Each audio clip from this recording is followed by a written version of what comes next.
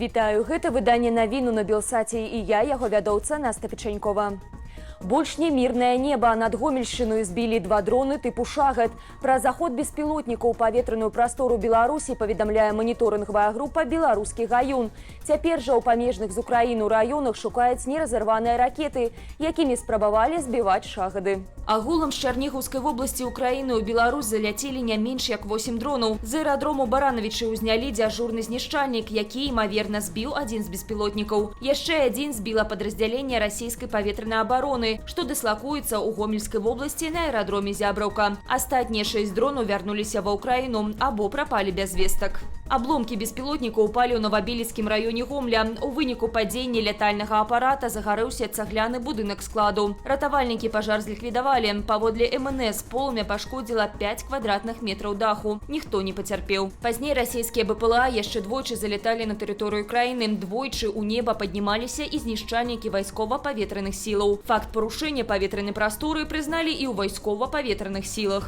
Своевременными действиями дежурных сил по противовоздушной обороне все цели нарушителей были уничтожены.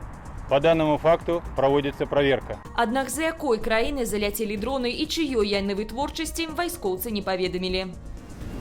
У Беларусі ўпершыню затрымалі супрацоўніка японскіх спецслужбаў. Пра гэта заявілі ў эфіры дзяржаўнага тэлеканалу «Беларусь-1». Прапагандысты сцвярджаюць, агент меў самыя шырокія інтарэсы. З відэароліку прапагандыстаў БТ вынікае, што грамадзянін Японіі на камісіі Масатусі нібыта збіраў інфармацыю пра сацыяльна-палітычную абстаноўку ў Беларусі, рэалізацыю кітайскай ініцыятывы «Адзін пояс, адзін шлях», сачыў за сітуацыяй на беларуска-украінскай мяжы, здымаў вайсковую інфраструктуру. Дзеяў нібыта ў Гомлі. Чалавек з такім імем і прозвішчам знайшоўся на сайце Гомельскага дзяржаўнага універсітэту імя Францыска Скарыны. Ён прэзентаваны як выкладчык японскай мовы. Ва ўрадзе Японіі пацвердзілі затрыманне, аднак прычынаў не каментуюць. Мужчыну надаюць консульскую дапамогу. Наступнае вызваленне палітвязняў можа адбыцца да гэтак званага дня народнага адзінства 17 верасня.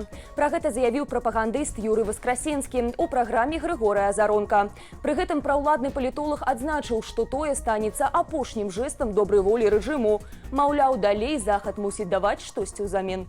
Гэтак Васкрасенскі прапанаваў адмяніць санкцыі, уведзеныя заходнімі краінамі супраць Беларусі, бо паводле прапагандыста эканоміка краіны важнейшая за ідэалагічны складнік. Ідэалогія гэта добра, але быццё вызначае свядомасць. Савецкі Саюз павалілі, менавіта нанёсшы удар па эканоміцы, а потым пайшло ўсё раскладанне. Вядома, мы можам пайсці на абмен. Што нам важней, адпусціць 50 змагароў і спакойна забяспечыць папаўненне бюджэту, ці каб яны сядзелі, бо нам трэба плаціць пенсіі, нам трэба ўтрымліваць парадзіх, дэкрэтніц, гадаваць дзяцей.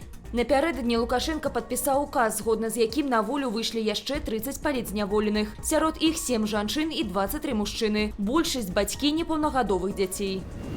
У Латвіі збіраюцца канфіскоўваць аўты, зарэгістраваныя ў Беларусі. Адпаведныя папраўкі прынялі і перадалі ў Сейм. Цяпер, згодна з законапраектам, аўтамабіль на беларускіх нумарных знаках трэба альбо зарэгістраваць у Латвіі, альбо вывезці з краіны да 31 кастрычніка. У адваротным выпадку транспартавы сродак сканфіскуюць. Пры гэтым аўтамабілі з беларускімі нумарамі здолеюць заязджаць у Латвію толькі калі рэпрэзентуюць дыпламатычныя службы у гуманітарных мэтах ці для аднаразовага мінання краіны транзітам.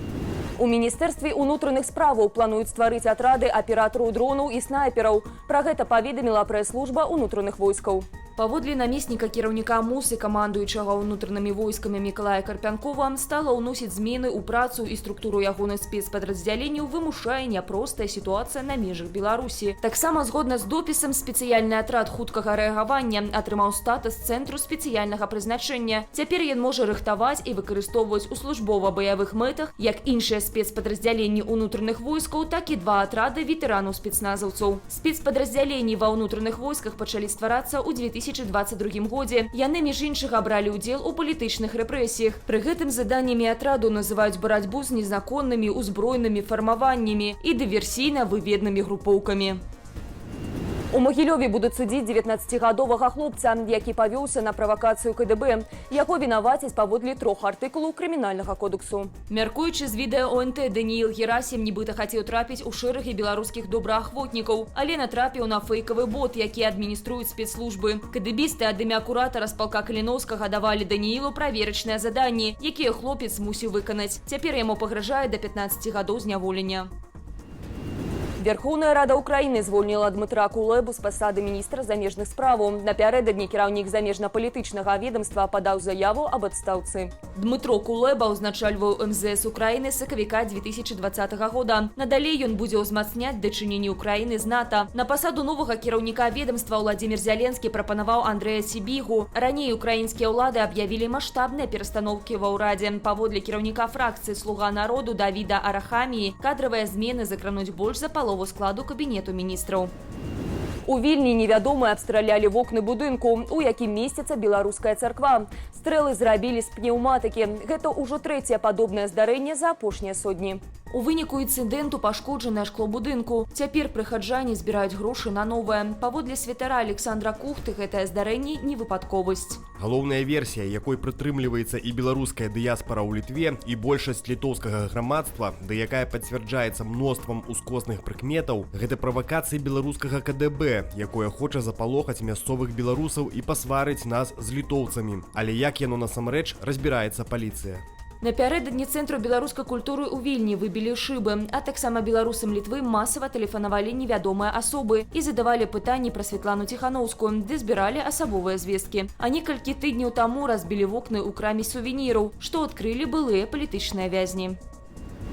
Беларусь павысіла мінімальныя экспартавыя цэны на мясную і малочную прадукцыю. Дакумент апублікавалі на нацыянальным прававым інтэрнэт-партале. Ён ужо уступіў моц. Сярод іншага на 10 цэнтаў вырас кошт на мяса маладніка быдла. Цяпер у краіны ЕАС, СНД і Грузію гэты від ялавічыны будзе пастаўляцца не танней за $4 за кілаграм. Малако і вяршкі з утрыманнем тлушчу не больш за 1,5% будуць экспартаваць не танней за $2,10 за кілаграм. Змяненне закранула ўсе вонкавыя рынкі за выключэннем расійскага. Нароўні з іншымі закрануць расійскіх імпарцёраў цэны на масла і сыры з рознай ступенню утрымання тлушчу. На аўтамабільным заводзе «Белджы» адбыўся пажар. Эвакуацыю аўтамабіляў правялі работнікі прадпрыемства. Узгаранне ліквідавалі ратаўнікі, пацярпелых не было. Агонь пашкодзіў стэлажы, бракаваныя дэталі і частку брызентавай стенкі ангару. Высвятляюцца прычыны пажару. Напярэдадні яшчэ адно ўзгаранне адбылося на заводзе «Магілёў Ліфтмаш». Ратаўнікі знайшлі ў будынку майстра цэху і ў масцы вывелі яго на свежае паветра. У выніку пажару пашкоджаная сушыльная камера, аднак на працу завода гэта не паўплывала. У Мікашэвічах скасавалі святкаванне абласных дажынак. Мясцовыя ўлады кажуць пра перанос імпрэзаў, аднак пры гэтым не называюць новай даты. На паведамленне райвыканкаму звярнула ўвагу выданне «Флагшток». Дажынкі меліся адбыцца ў Мікашэвічах 7 верасня. Горад месціцца ў Берасцейскай вобласці, за 70 кіламетраў ад мяжы з Украінаю. А прычынах скасавання нічога не вядома. На гэтым я з вами развітваюся. Захвочваю ставіць лайкі, каментаваць і дзяліцца нашым выданнем, калі гэта для вас бяспечна. Асноўныя падзеі дня глядзіце ў аб'ектыве. Усяго вам добрага і беражыце сябе.